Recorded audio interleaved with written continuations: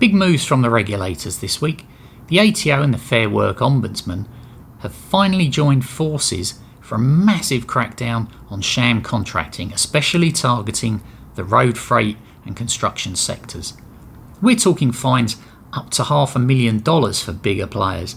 Honestly, it's good to see some action at last, because this has been a cancer in the trucking sector for years, driving honest operators into the ground. If you're in the industry, you know how it works. The ABN trap. Drivers are told they're independent contractors to dodge super, leave and insurance.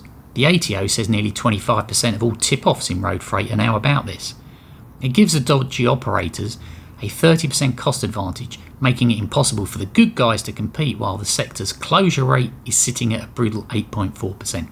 The penalties are officially ramping up. Individuals are looking at 19,800, small businesses nearly 100,000, and for the big firms it's $500,000 or 3 times the underpayment. They're using the shadow economy task force to match TPAR data with tax returns and single touch payroll. The message is clear. The pub test matters, and calling an employee a contractor doesn't make it legal. But is it actually enough? Let's be real. We've seen priority areas before. Industry bodies like the ATO are already pointing out that the latest closing loopholes changes might have actually made it harder to prosecute because of that reasonable belief defence.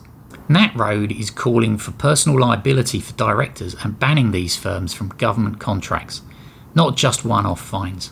If the enforcement doesn't hit the root cause of those thin margins, it's just more regulatory theatre or a real shift. What do you think? Are these fines a game changer or just the cost of doing business for the big guys?